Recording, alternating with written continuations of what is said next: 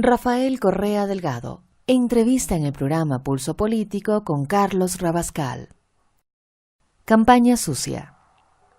El pueblo ecuatoriano debe estar muy atento ante esta campaña sucia, que demuestra la falta de argumentos y demuestra cierto periodismo que da mucho que desear, aunque también demuestra que todavía hay reserva moral en el periodismo ecuatoriano o que se ejerce en Ecuador, porque un periodista que lastimosamente no es ecuatoriano, es español, se negó a publicar una entrevista, una porquería de entrevista, donde un prófugo, delincuente prófugo de la justicia, se le daba todo el espacio para que eche lodo con ventilador sin prueba alguna. Él se niega, ¿no? Y eso le desbarata el show.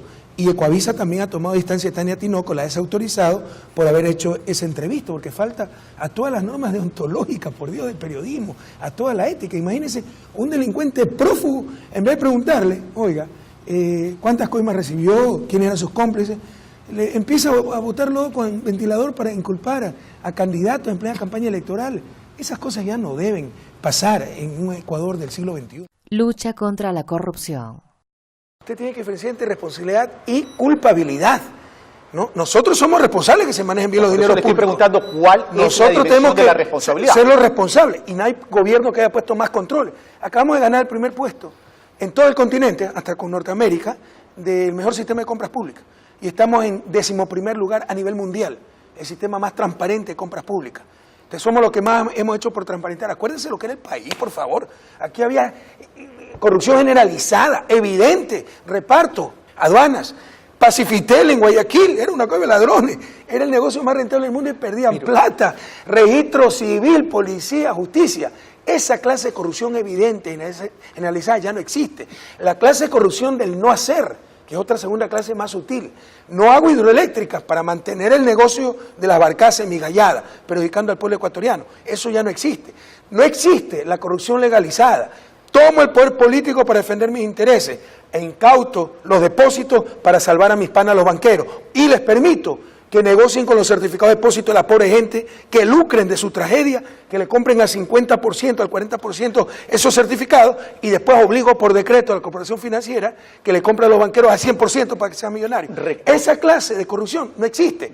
¿Qué corrupción ha subsistido? La que ya radica el corazón del hombre, que subsiste en Alemania, acaba de pasar un caso con Siemens, en China se fusila a la gente y existe. Entonces solo los valores, los principios cambian esa situación y por supuesto sancionar con el máximo rigor de la ley cuando se descubre un caso. La refinería repotenciada resistió sin un rasguño pues el terremoto del 16 de abril. Prendió enseguida. En Colombia llevan 2 años tratando de prender una refinería. Entonces, cuando todo aparentemente está bien, ¿cómo usted descubre que un pillo recibió de una empresa corruptora una coima que fue depositada en una cuenta secreta de una empresa fantasma en un paraíso fiscal? ¿Cómo descubre eso? Necesita ser parapsicólogo. Y ahí viene la demagogia. Los que dicen que falta control, falta fiscalización. Supónganse que hubiéramos tenido minoría en la asamblea, que hubieran hecho a cada rato el show político de llamar a un ministro. ¿Cómo descubrían las cuentas? Entonces hay que ser serios en esto. Pero había indicios. Por ejemplo, un paso es prohibir los paraísos fiscales para los servidores públicos. Corrupción en Petroecuador. Llegamos a la cabeza de la mafia, que no estaba en Petroecuador, por favor entendamos eso. Ya se descubrió quién es el jefe de esa mafia, Charlie Pareja Cordero. Si no fuera el jefe, ¿por qué destruye las computadoras y sale huyendo? El que nada debe, nada teme, por favor. Encontramos los mails, donde les pasan los contratos, él los aprueba, donde dicen cuál es mi comisión, pide tanto, etcétera. O sea, ya está todo comprobado. Pero como no era alguien de Alianza País, eso prácticamente lo ocultan los medios de comunicación. Ya basta. Charlie Pareja Cordero es el jefe de esa mafia, ex secretario privado de Flores Cordero, jefe de campaña Jaime Nebot en 1996, socialcristiano por los 8 costados, abogado de Odebrecht y el abogado de los hermanos Isaías en Ecuador. Caso Odebrecht. Nadie ha tratado tan duro a Odebrecht en el mundo, en la historia, como el gobierno ecuatoriano. Regresó. Pese a que me sacaron, cuando las votamos, ya ordenamos el arraigo de sus principales directivos. Le quitamos todos los contratos que tenía en el país. Por eso Brasil me retiró al embajador, que es la medida más fuerte de retaliación diplomática. La presión mediática, vaya a ver por lo que decía Carlos Vera, vocero de Odebrecht, que éramos unos irresponsables, qué mal que tratamos, que Correa es un loco, qué mal que tratamos una compañía seria. Regresó cuando pagó hasta el último centavo y reparó la represa San Francisco y nos pagó 20 millones por lucro cesante. ¿Qué más tengo que demostrar? Inversión económica y desarrollo social. Otra premisa totalmente equivocada, que si usted hace inversión pública, es que no cree en inversión extranjera. Eso se llama economía, el efecto crowding out. La inversión pública desplaza la inversión, privada y extranjera. Eso es más cercano a la religión que a la ciencia, es lo contrario.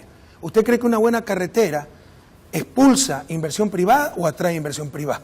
Un buen puerto, un buen aeropuerto, energía, seguridad, justicia, ¿expulsa inversión privada o atrae inversión privada? Entonces salgamos de esos lugares comunes, que porque se invierte mucho en lo público, no nos gusta lo privado.